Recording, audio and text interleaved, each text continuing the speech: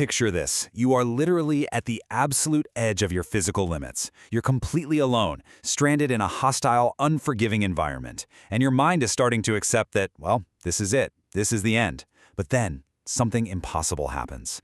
You suddenly feel like you aren't alone anymore. Someone, or something, has arrived to help you. In this explainer, we're going to unpack a mystery so profound that it sits at the exact intersection of survival science, neurology, and something much, much older. So, we're going to start our journey in the brutal, howling darkness of Antarctica in 1916. This is where the legendary explorer Ernest Shackleton made an absolutely impossible escape from the ice, and later dropped a massive historical bombshell that he wasn't actually alone. Now, you have to understand, Shackleton wasn't a guy prone to tall tales or theatrical mysticism. Yet his survival during this expedition remains one of the greatest feats of human endurance ever recorded. And at the very climax of that ordeal, a strange presence joined him. Part 1. The Fourth Man. Ernest Shackleton's Impossible Journey. After his ship, the Endurance, was literally crushed to splinters by pack ice, Shackleton and 2 of his men had to march 36 miles across unmapped, incredibly hostile mountains. They were pushed way beyond the human breaking point. But Shackleton later made a really startling confession. He said a ghostly presence walked right beside them. He humbly referred to this unseen, reassuring force simply as the Other One. And this wasn't just some blurry trick of the eye. He described a living, breathing entity. But here is the absolute kicker. His 2 companions independently admitted that they felt the exact same presence. This impossible survival story was so wild that it actually seeped right into our cultural consciousness. It even inspired T.S. Eliot's famous 1922 poem, The Wasteland, which gave birth to what we now call the third man factor. Technically, for Shackleton, it was a fourth man, but the name stuck. And as I'll see in a second, the third man doesn't just visit polar explorers. Moving on to Part 2, A History of Phantoms, Decades of Unseen Companions. Now, if Shackleton's story was just a one-off, we could totally dismiss it as the ravings of an exhausted crew, right? But it's not. It is a terrifyingly consistent pattern spanning over a century.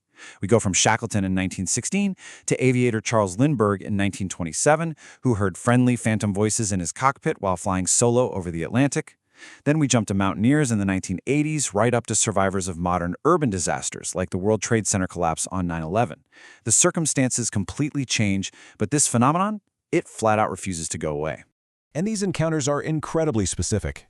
Back in 1933, British mountaineer Frank Smythe was solo climbing in the death zone of Mount Everest.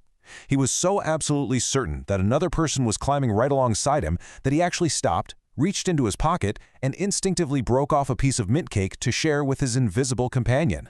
Think about that. Your brain is so starved of oxygen that it creates a companion so real you try to feed it. Or, get this, consider solo sailor Joshua Slocum in 1895. He was violently ill and completely paralyzed below deck during a massive Atlantic storm. While laying there, he hallucinated that a figure took the helm and steered his vessel to safety. And who did his brain conjure up to save him? With a pretty funny touch of surreal humor, Slocum later said the Phantom was the pilot of Christopher Columbus's ship. And when Slocum finally recovered, his boat was miraculously still perfectly on course. Okay, so unlike random psychotic hallucinations, which are usually chaotic and terrifying, these presences actually share some bizarrely consistent traits. They are always incredibly calm. They deliver highly specific, practical guidance. They literally never bring panic. And, acting exactly like true guardians, they disappear the precise second you reach safety. The big question is, why? Which brings us to Part 3, The Brain Under Stress, Surviving the Death Zone. So this is where the scientific community steps in. Is this an ancient spiritual guardian, or just the ultimate neurological glitch? Well, science first points to hypoxia, oxygen deprivation. Up at extreme altitudes, your brain is starved of fuel, which totally messes with your perception and creates hallucinations. But hold on, there's a massive flaw in this theory. It completely fails to explain why the third man also appears to people at sea level, or inside submarines, or running through office buildings. Hypoxia definitely cannot be the whole story here. So researchers had to look a bit deeper. In the 1980s, neuroscientist Michael Persinger proved that extreme stress causes temporal lobe misfires. He actually created a device people called the God Helmet. By generating weak magnetic fields around the temporal lobes of subjects sitting in a pitch-black, quiet room, He could essentially force their brains to manufacture the distinct feeling of someone standing right next to them. Pretty crazy, right? Now, psychologists have a slightly different but honestly equally fascinating take. Legendary psychiatrist Carl Jung suggested that under extreme stress, our panicked conscious ego just completely breaks down. And when that happens, a deeper, wiser, integrated aspect of our personality, what he called the true self, emerges. Because human beings have this deeply ingrained social brain that constantly models other people. When we're completely isolated, our brain redirects that machinery inward. It literally projects our own hidden survival knowledge outward, creating a simulated companion to keep us from giving up. All right, Part 4, Manufacturing a Ghost, the 2014 Swiss robot experiment.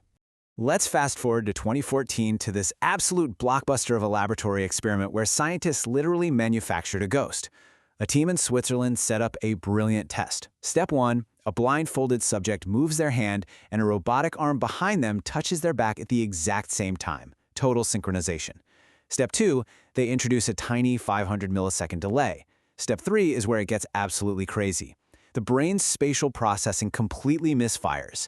Because of that half-second lag, it can no longer recognize the touch as self-generated, so it instantly creates an invisible presence right behind the subject. They prove for sure that a stressed, confused brain will conjure a phantom out of thin air. And finally, Part 5, the unexplained mystery, what science cannot answer. Now, if you're thinking, okay, mystery solved, case closed, well, hold on a second. We've got to pull the rug out one last time. Because while the lab brilliantly explains how the brain creates a phantom, it entirely fails to explain the what. Science absolutely can explain why a stranded climber physically feels a presence, but a sensory-motor glitch simply cannot explain how that ghost knows the precise geographical route down a mountain it has literally never seen. How on earth does a misfiring brain deliver flawlessly accurate survival instructions? Take the incredible story of Joe Simpson swinging in the void back in 1985. After falling into a dark Peruvian crevasse and completely shattering his leg, his partner was forced to cut his rope. Left for dead in the pitch black, Simpson experienced a presence. But it wasn't just some warm, comforting feeling. It was a voice he described as a bossy foreman. This voice calculated exact countdowns, dictated rest stops, and basically commanded a miraculous 4-day crawl over moraine fields all the way back to base camp. And this incredible, specific guidance isn't just limited to the remote wilderness either. On September 11, 2001, Canadian financial executive Ron DeFrancesco was trapped on the 91st floor of the South Tower. Surrounded by totally impenetrable smoke and darkness, a distinct voice commanded him to get up and move. It guided him through the exact physical actions required to navigate those burning stairwells, making him the absolute last man out of the South Tower before it collapsed. So that brings us to the ultimate question we really have to face. If the third man factor is nothing but an elaborate neurological glitch, just a temporary miswiring of an exhausted brain, how on earth does it always know the exact way home? It leaves us with a profound mystery about this guardian we carry inside, whether it's the deepest layer of your own psyche, an ancient evolutionary rescue program, or something science just doesn't have a name for yet. It is out there, waiting in the absolute darkest moments to walk you back to the light. I want you to think about that the very next time you feel entirely alone.